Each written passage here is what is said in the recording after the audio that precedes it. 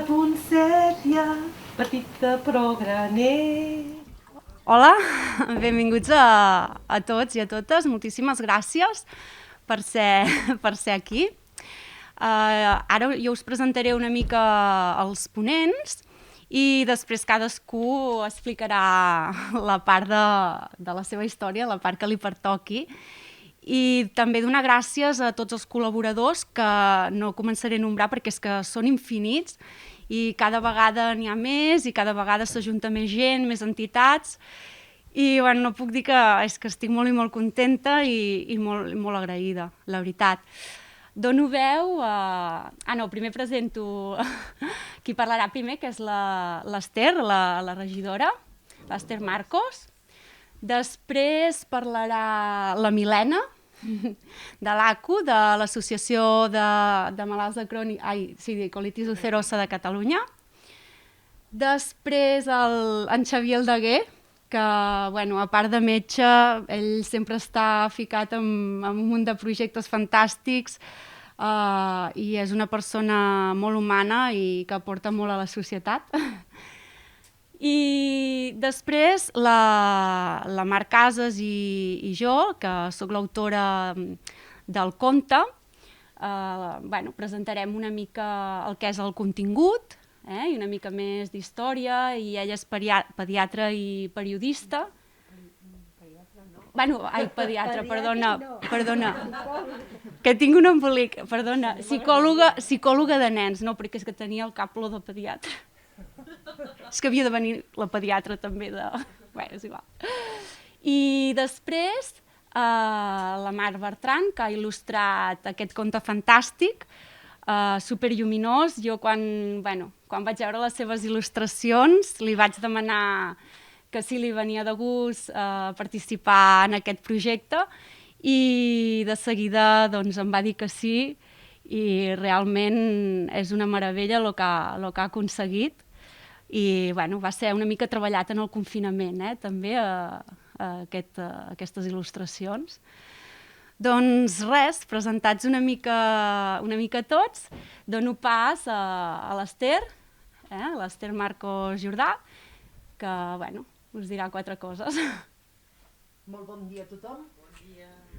Estic supercontenta, la veritat. Primer de tot estar en una presentació de llibre, perquè la veritat és que últimament s'ha allunyat massa de la meva vida això i és una de les coses que més m'agrada. Avui estic molt contenta per diversos motius. Jo avui vinc en qualitat de regidora de promoció de la salut i la veritat és que tinguent els experts que avui tinc a la taula jo no m'atreveixo a parlar de la colitis ulcerosa. És tot un repte ser la primera en parlar perquè sempre vas amb por de xafar-li el que diran els altres. O sigui que tampoc parlaré del conte per no treure la feina a la Mar ni a la il·lustradora. Llavors, què em queda? Jo us vindré a parlar una mica de la Montse. Amb la Montse vaig tenir la sort de presentar-li el seu primer llibre. A més, va ser un moment màgic i especial com avui.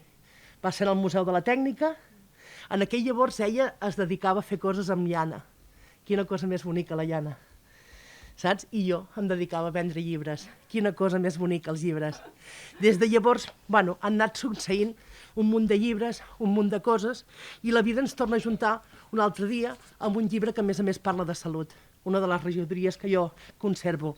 Però si realment hi ha una cosa amb la que coincidim jo i la Montse, a part dels llibres, és amb això, que ens estimem Figueres. Moltes gràcies, Montse, per aquest conte, gràcies per tot el que significa i per el que porta per la gent que, com tu, sabeu el que és una colitis ulcerosa. I bé, espero que gaudiu i escolteu els professionals que són els que hi entenen. Moltes gràcies. Gràcies. Hola, bon dia a tots i a totes, de totes les edats i de totes les procedències. Gràcies per estar aquí amb nosaltres en la presentació d'aquest llibre. Em presento, soc Milena Sus, directora de l'Associació de Malalts de Colitis Ulcerosa de Catalunya, també coneguda com ACU Catalunya. Pertany a una confederació dintre del que és el paraigües d'ACU Espanya, però estem en l'entorn de Catalunya nosaltres. Bàsicament vull donar les gràcies a totes les persones que han vingut avui amb aquesta iniciativa relacionada amb el conte, perquè considero que és una iniciativa preciosa i molt necessària per donar a conèixer la malaltia inflamatòria intestinal al públic. en especial quan afecta els infants, d'acord? Colitis ulcerosa, Crohn, en aquest cas és una protagonista amb colitis ulcerosa, i també a la vegada per sensibilitzar sobre la importància de la recerca en aquest país, d'acord? La Montse em va contactar fa uns mesos, em va explicar que havia escrit aquest llibre amb aquestes il·lustracions meravelloses de la Mar, i bàsicament em vaig enamorar perquè considero que és una manera també d'arribar a molts pares, a molts nens, que els nens també s'engresquin a explicar què els hi passa en el seu entorn, que a vegades costa, o els pares explicar simplement amb una visió més carinyosa i més adaptada una mica a la mentalitat del nen, doncs el que li passa a la casa que tinc un fill afectat o una filla afectada, no? I quan em va comentar que el finançament de la venda d'aquest conte anava destinat al grup de recerca a l'Hospital Trueta, doncs evidentment des de l'ACO l'únic que podíem fer era donar suport ple en aquesta iniciativa, perquè com sabeu la recerca és molt important en aquest país, però el finançament no és el millor, no reben ajuda suficients, hi ha molt a fer, hi ha molt que encara conèixer amb aquesta malaltia, que és dura en la vida de les persones, i des de l'ACO Catalunya jo bàsicament us vull comentar que no us puc donar la visió del metge, però sí que us puc donar la visió de la persona que ens truca cada dia, que és l'usuari, que és la persona que està afectada per aquesta malaltia. És una malaltia dura, és una malaltia que afecta tota la vida de la faceta, totes les facetes de la persona. Quan estem parlant de diagnosi infantil, que per desgràcia cada vegada hi ha més casos detectats, estem parlant de que tenim socis de 2 anys. Són més freqüents els casos d'adolescents, però cada vegada es detecten abans i cada vegada hi ha més casos. És molt, molt, molt important donar un acompanyament a la família, donar un acompanyament a aquests nens, i bàsicament nosaltres des de l'ACO el que oferim és un espai d'escolta, un espai de parlar, un espai d'acompanyar.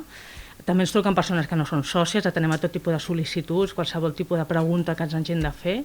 Tenim un projecte que es diu Deixa'm aprendre, que és un projecte dirigit a estudiants afectats de cronicolitis ulcerosa, que es basa en orientar i acompanyar en el seu procés d'inclusió escolar. És a dir, que no hi hagi cap alumne afectat d'aquesta malaltia que hagi de patir les conseqüències a nivell acadèmic.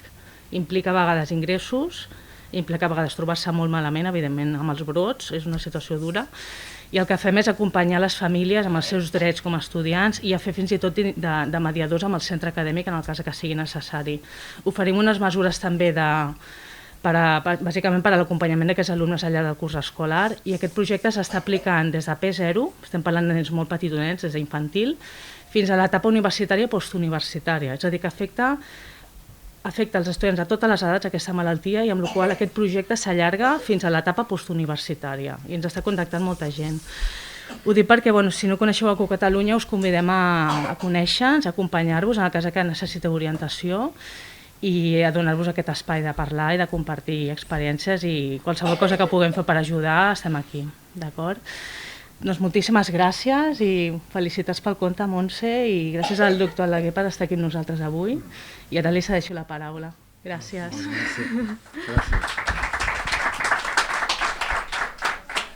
Moltes gràcies.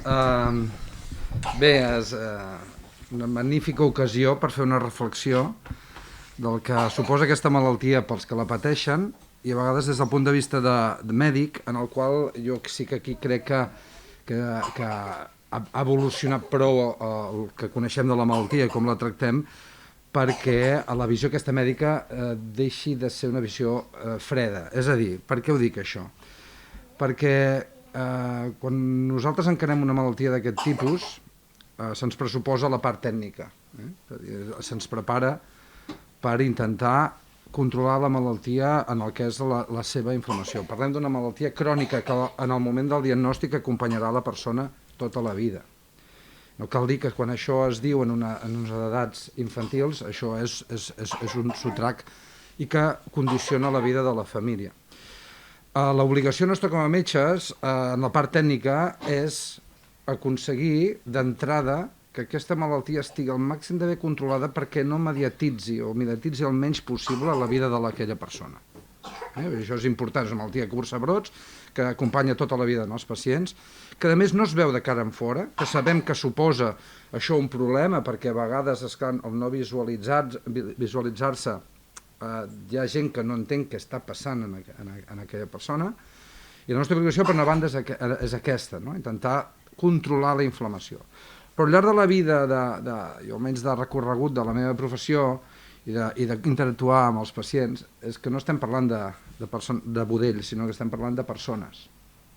I no és suficient tenir el coneixement de la malaltia, sinó el que hem d'aprendre és a portar malalts, que és la malaltia en el context d'una persona.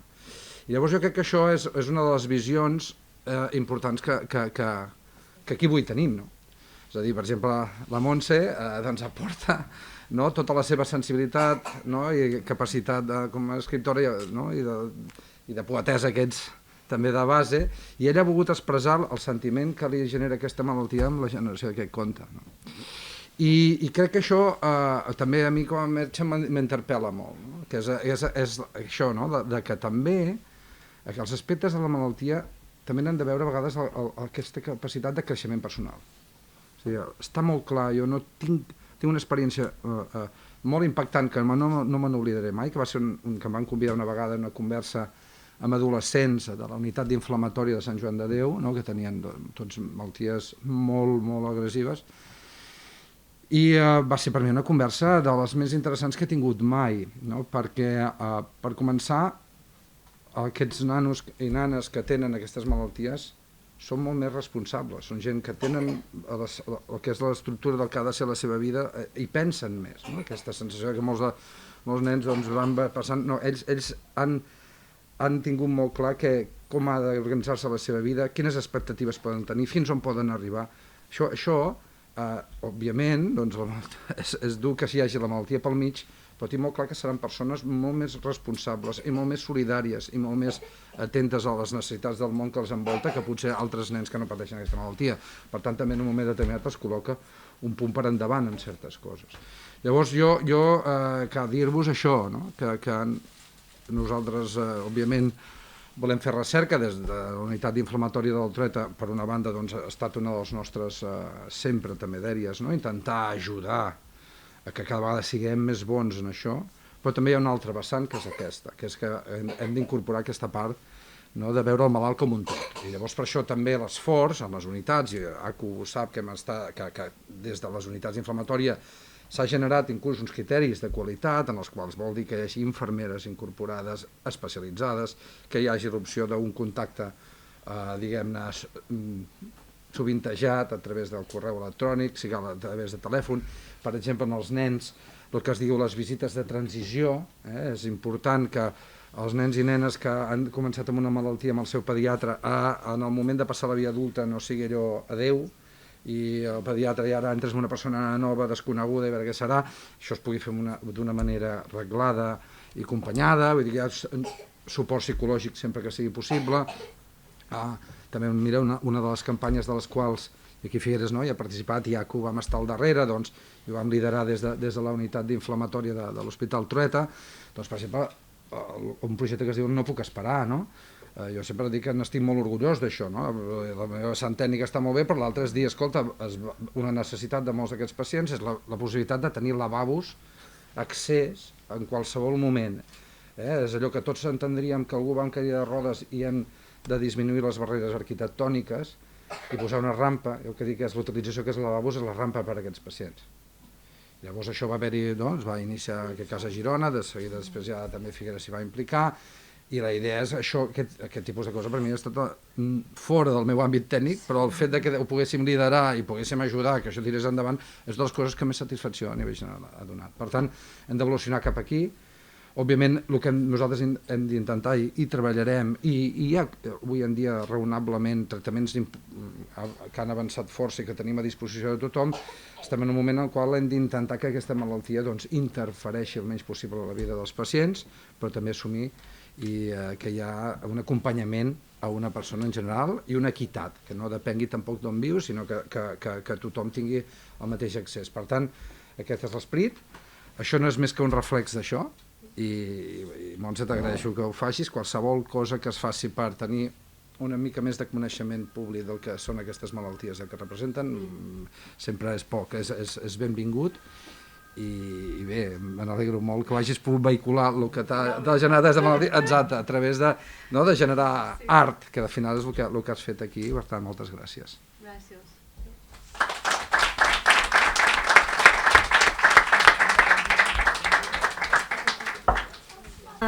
Entenc que els que esteu aquí o bé patiu colitis ulcerosa o alguna malaltia inflamatòria intestinal d'aquest tipus, o bé coneixeu algú que ho pateix, o bé heu conegut la malaltia gràcies a la Montse, gràcies a la seva història i gràcies sobretot al conte que presentem avui. Jo us he de dir, abans Esther has dit que jo parlaria del conte, sí, estic aquí per això, només faltaria, però la veritat, si us soc sincera, jo no sé parlar del conte sense parlar de la Montse, perquè per mi això és un reflex del que és ella. I no només ho dic per la malaltia, sinó pel que transmet el conte. Si em deixes que ho digui en públic i en veu alta i en majúscula i subratllat, la Montse és una de les persones més resilients que conec. Que la resiliència sabeu que és aquesta capacitat que et permet aixecar-te quan caus, no? Per dir-ho d'alguna manera. I ella ja ho era, de resilient, i quan li van diagnosticar la malaltia i va entendre què estava passant, encara ho va demostrar més que era resilient. I tant és així que què ha fet? Ell és l'exemple d'aquella frase d'aquell filòsof grec que deia que no és tan important allò que et passa, sinó el que fas amb allò que et passa. I la Montse, en aquest cas amb la colitis que té, doncs ha fet una cosa meravellosa, com és posar tots els seus esforços en divulgar aquesta malaltia, fer-la visible perquè la coneguem i sobretot per normalitzar-la. Així que només per això jo em trec el barret, i no només per això sinó per com m'ho porta ella, i evidentment no podia fer altra cosa, la Montse que escriu, és poetesa i escriptora, que fer un conte d'això, no? A més, amb la meravella o amb la importància que penso que tenen els contes, que és una eina magnífica, gairebé màgica, que tant agrada a petits com a grans. Així que penso que és la millor fórmula que podies trobar, no? Per arribar a quanta més gent millor. Aquest conte, a part de que és una dolçor amb els dibuixos de la Mar, perquè la veritat és que és preciós i ple de color, el que penso que reflecteix molt bé és el procés d'una persona que té o que pateix una malaltia d'aquest tipus. I tu m'ho sabràs dir més bé que jo, no? Però com que jo ho he viscut al seu costat, perquè la Montse i jo, entre altres coses, som amigues de fa temps, no? He viscut el procés aquest, no? I podria dir, des de la meva lectura, que passes per una època de patiment incomprès, no? De frustració absoluta, per aquesta invisibilitat que deia el doctor, no? També, de que és una cosa que de cares en fora no es veu i la gent no entén. I tu mateixa suposo que al principi no entens què està passant, no? I passes d'aquí, llavors quan ve el doctor i com el del conte, no? Que és com la llum que et diu què està passant, que et posa el foc en el que està passant i et diu el diagnòstic, i aleshores ve l'altra fase, que és la comprensió del que et passa, no? Com ho encaixes tot. I a partir d'aquí, doncs ve el procés d'acceptació, que no és curt, precisament, perquè, com ha dit, també és una malaltia molt dura. I després, una cosa que ha sabut fer molt bé la Montse, que també fa la fada, la Ponsètia, que és saber direccionar o canalitzar l'energia cap a on és productiu, no?, en aquest aspecte. I gràcies a això i a partir d'aquí és quan es pot arribar a normalitzar la diferència i a normalitzar aquesta malaltia, i que és una altra forma de viure d'alguna manera, no?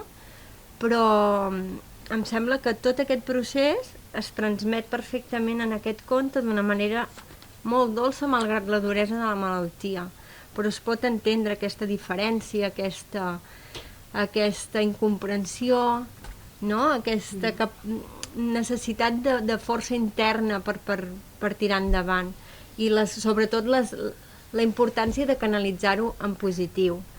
Al final, penso que també aquest conte i l'actitud de la Montse enfront la vida i produint productes culturals tan bonics com aquest, són una altra lliçó que te venen a dir al final que el dolor, si vols tu, el dolor és inevitable, no?, en aquesta malaltia, però el patiment en aquest cas és opcional i ella ha triat, doncs,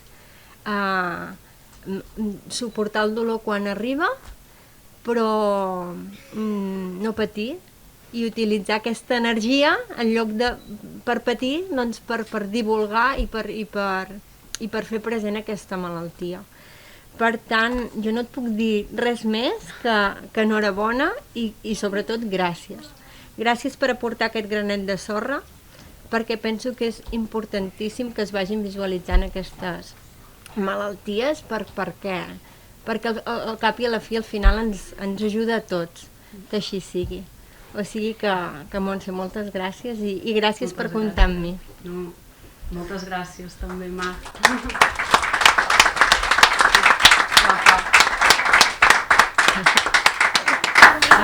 Jo abans de donar peu a l'altra Mar, que són dos Mars avui aquí, que és la il·lustradora, que us explicarà tot el procés creatiu i tot el que en resulta d'això, no? Dir que com la Mar ha dit, no? Una de les coses més dures amb les que em vaig trobar és aquesta invisibilitat, no? I per això jo vull fer visible tot això, no? Perquè quan jo ho explicava, quan jo m'hi trobava, amb feines, amb amics, amb 1000 històries, no? Tenia la sensació que ningú em creia, no? I clar, també aquesta part d'incomprensió, no? I com, perquè jo, o com havia de demostrar que jo estava malalta, no? I per què tenia que jo demostrar que jo estava malalta, no? I això per mi va ser molt dur i aquest és un també dels motius dels quals avui estem aquí, no? I l'altre és per tornar a aquesta segona oportunitat que se m'ha donat a mi, aquest petit gra de sorra, i crec que tots hem de fer això, no? El que ens és donat tornar-ho, no? I que sigui apostant per un bé comú. Un bé comú, no? Que és una paraula que l'altre dia per allà la Imma em deia ostres, això ho has de dir perquè no se sent. I sí, un bé comú, és que tots formem part d'aquesta societat. Bé, estem visquent, no? En comunitat d'alguna manera o d'una altra, no? I crec que formar part d'una comunitat també forma part de la teva personalitat, no? I hi ha uns drets i uns deures i hem de tornar allò que se'ns dona i tornar-ho en positiu sobretot i amb molta força. Res, només volia acabar dient això i donar peu a la Mar. Vinga, Mar, guapa.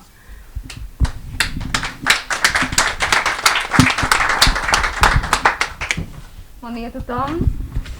Doncs la veritat és que quan la Montse, que de fet no ens coneixíem, però les dues som de Figueres, quan em va proposar aquesta idea, em va semblar una idea molt bonica i molt creativa de visibilitzar aquesta malaltia que jo tampoc coneixia.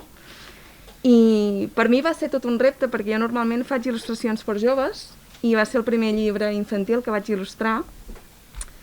I la veritat és que encara que fos un repte, al llegir la història, la Ponsètia em va venir molt ràpidament. La vaig visualitzar molt dolça, amb un vestit inspirat amb la planta Ponsètia. I per mi era important visualitzar, encara que fos d'una manera molt abstracta, la malaltia que, com s'ha dit, normalment no es veu. Llavors, la Ponsètia té aquest cordill blanc entortilligat a l'estómac. I bueno, estic molt contenta de com ha sortit, de tot el procés. Aquest llibre està fet digitalment, amb un iPad. He utilitzat bàsicament 2 pinzells digitals, un que és més com un llapis, com veieu, que li dona com un toc com si estigués fet a mà, encara que no ho estigui. I per fer els paisatges, doncs, és un altre pinzell més granulat, com a les fulles, per fer el paisatge de la falguera o de la visitat sostenible, que ara veureu en el llibre. I ple de colors molt saturats, molt vius, perquè la Ponsètia encara que de vegades li falti energia, té molta vida. I el bosc també està ple de colors, no? Sobretot quan coneix el doctor Sigma. I també per mi era important, quan en aquesta il·lustració que surten els seus amics, també sempre és important per mi que hi hagi diversitat tant de gènere com d'ètnies perquè tothom s'hi pugui sentir identificat i perquè tothom li podria passar aquesta malaltia, no? I res, que estic molt contenta de com ha sortit, crec que la Montse també, ha sortit una cosa molt bonica i espero que tant nens com adults ho puguin gaudir molt. Moltes gràcies.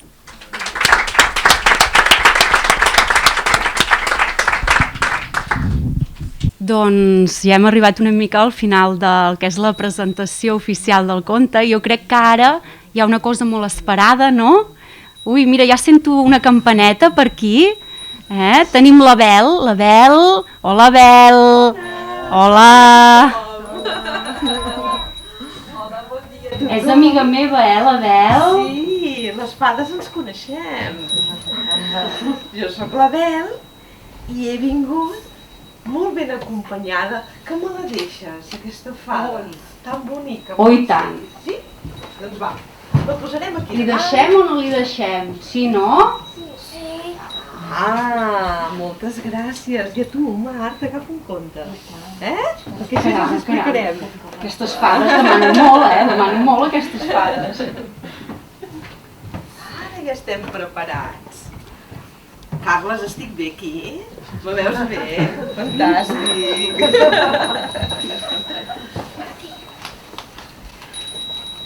Hi havia una vegada la fada Ponsètia. Fada Ponsètia, petita però granets. Fada Ponsètia, coratge i força tens. La fada Ponsètia era una fada que vivia a la ciutat. Normalment les fades no hi viuen, que no? No. On viuen normalment? On viuen? Al bosc. Ella havia nascut en el bosc. En el bosc de la Falguera, que és un bosc molt especial, perquè és un bosc de molts colors, on hi arriba una llum, com si fos una llum que es veu i no es veu, com uns fars que fan que tot brilli d'una manera màgica. Mireu, aquí tenim a la Ponsètia vivint a la ciutat, però ella va néixer en el bosc de la Falguera. Aquí està amb els seus amics i mireu com entra la llum i fa que fins i tot surti l'arc de Sant Martí. Quants colors té l'arc de Sant Martí? 7! 7 colors de l'arc de Sant Martí. Em sembla que els tenim tots per aquí. Que sí? Em sembla que sí, I a més, la Ponsètia estava molt ben acompanyada en aquest bosc, amb tots els seus amics. Però li passava una cosa, que no creixia tant com els seus amics. Es quedava una mica més petita, i ella no ho entenia per què li passava això. No ho entenia. Us explicaré una mica la seva història. Resulta que un dia va aparèixer un visitant molt extravagant. Portava una bata blanca, portava una lupa i anava mirant per terra. Què deu buscar? Què et sembla, Roc? Què busca? Ni idea. A veure què hi ha per aquí. Bolets. Bolets! Em sembla que busca fongs, que busca bolets. Amb una lupa. Amb una lupa? Doncs sí, amb una lupa. Però si no són tan petits com una formiga. Però què passa? Què passa? Que aquest visitant tan extravagant em sembla que està buscant una cosa molt especial. Però, de cop i volta, ha arribat en aquest bosc on mai hi havia sigut. I ha anat a parar per primera vegada. I és que aquest bosc està una mica amagat, és una mica secret i no gaire ningú el coneix, aquest bosc. On sóc? On és aquest indret? On t'he anat a parar? visitant extravagant. Has anat a parar al bosc de la Falguera. Es va quedar parat. Li va semblar que sentia una veu. Ui, d'on surt aquesta veu? Qui és? Soc la Ponsètia, la fada Ponsètia, i estàs en el bosc de la Falguera. No s'ho podia creure. Anava buscant amb la seva lupa, però no veia ningú. A ningú per allà. I no et veig, on ets? Estic justament en el teu peu esquerre. No et moguis, que si no em trepitjaràs. Ves molt en compte, mou-te a poc. Quasi ni es va moure. No s'ho podia creure. Va veure una cosa petita que es movia, com si fos una branqueta, i tenia una fulla de color vermell, i li va semblar que es movia i que podia ser alguna cosa bastant màgica, allò, I al final va dir: jo sóc el doctor Sigma. El doctor Enigma? No, el doctor Sigma, sóc el doctor Sigma. Però la veritat és que la situació no deixa de ser una mica enigmàtica, és veritat. I va ser així. Com? Va conèixer el doctor Sigma. Ja el veieu, que va buscant alguna cosa d'especial.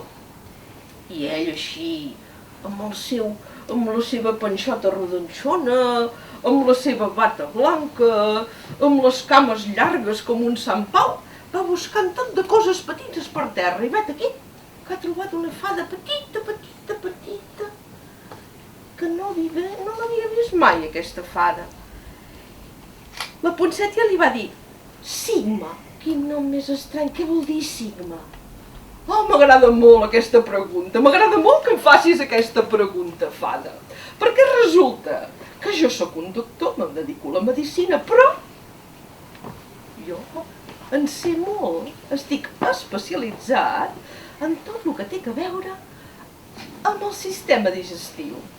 Quan mengem, on te va el menjar? A la panxa, i allà fa un recorregut per tots els intestins. Doncs bé, l'intestí més gran que tenim, el més gruixut, quan quasi s'acaba, doncs en allà, aquella part de l'intestí gruixut és la part que n'anomenem Sigma. La fada va quedar parada. Va dir, perquè li va semblar ben bé que aquell doctor estava parlant del que li passava amb ella. Poder li donaria alguna explicació. I el doctor li va dir: és que el secret està en els nutrients, en el que mengem i en el que es fa créixer per alimentar-nos. Allà està el quid de la qüestió. En els fongs. És que, doctor Sigma, jo li tinc que explicar que des que vaig fer uns 7 anys, ja no creixo gaire.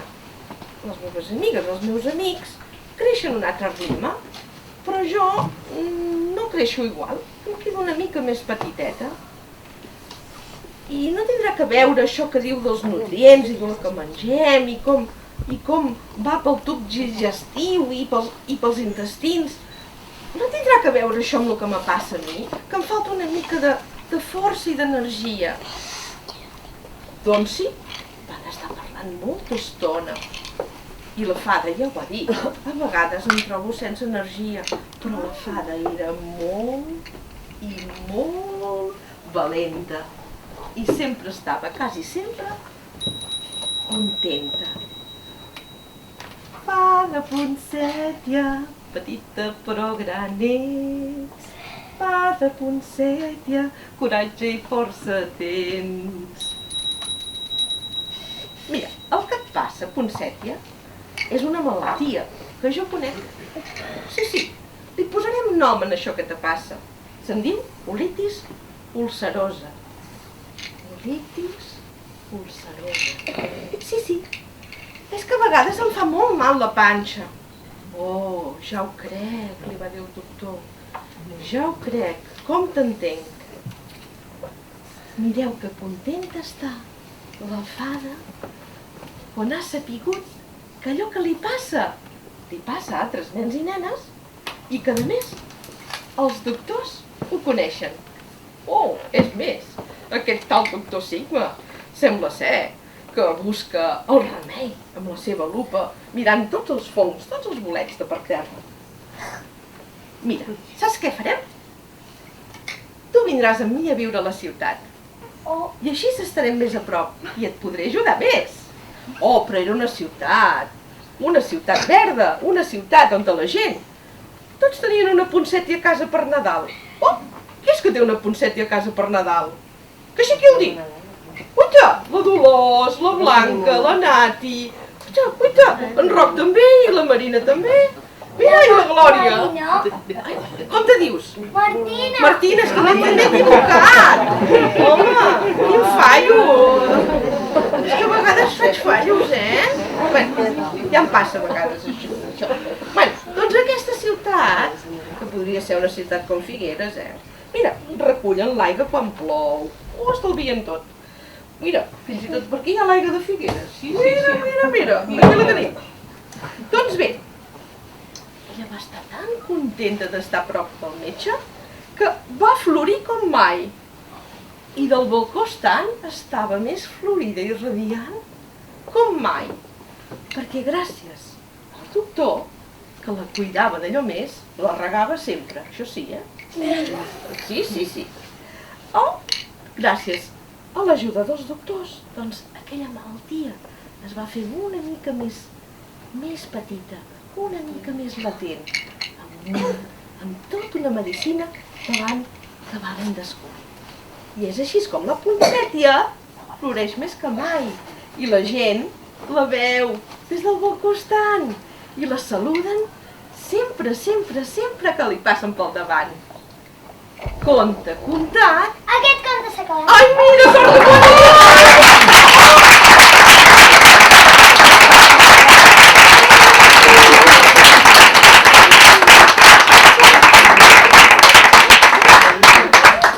Us ha agradat? Molt que sí? Doncs qui l'ha escrit aquest conte? A veure, vosaltres que heu escoltat tant, qui l'ha escrit aquest conte? Qui l'ha escrit? La Mar. L'ha dibuixat la Mar, però qui l'ha escrit? La Montse. La Montse l'ha escrit. I resulta que la Mar viu una mica lluny, no es coneixien. I es varen parlar.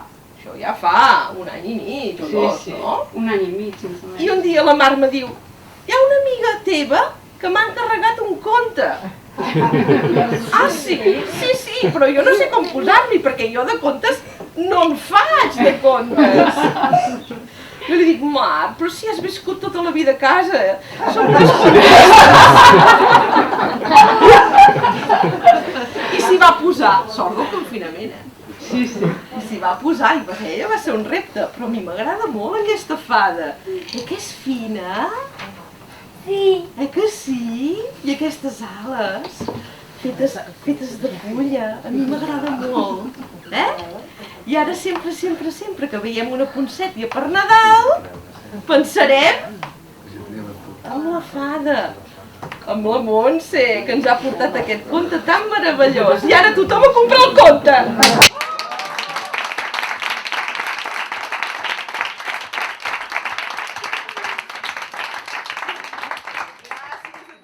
Gràcies, Bel.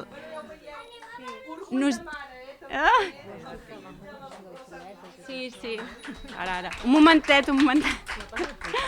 Bueno, com no, ara nosaltres estarem a baix, la Mar i jo, signant els contes per qui el vulgui comprar. I sapigueu que tots els beneficis van destinats a l'equip d'investigació del Josep Trueta, de les MI, de les malalties inflamatòries intestinals, i també que això és només una primera fase. Esperem fer una segona fase més completa, amb una pàgina web on us podreu descarregar el conte en format e-book, en català i en anglès. Més endavant potser també es podrà comprar també físicament, diguéssim, en algunes llibreries. I hi ha 2 o 3 punts que encara no puc avançar, però que tiraran endavant, jo crec. I la idea és si podem presentar-lo a l'Hospital Trueta de cares a Nadal, si tot va bé, o pels vols de Nadal, i si no, de cares a l'any vinent. Moltíssimes gràcies a tothom. No sé, ha de ser el principi d'una sèrie. Sí, ostres, bueno, és que això és molt avançar, encara. Volia avançar coses, però no tantes, Que després saps què passa? Hi ha pressió per fer-ho. Doncs us esperem a baix, Moltíssimes gràcies a tots per ser aquí.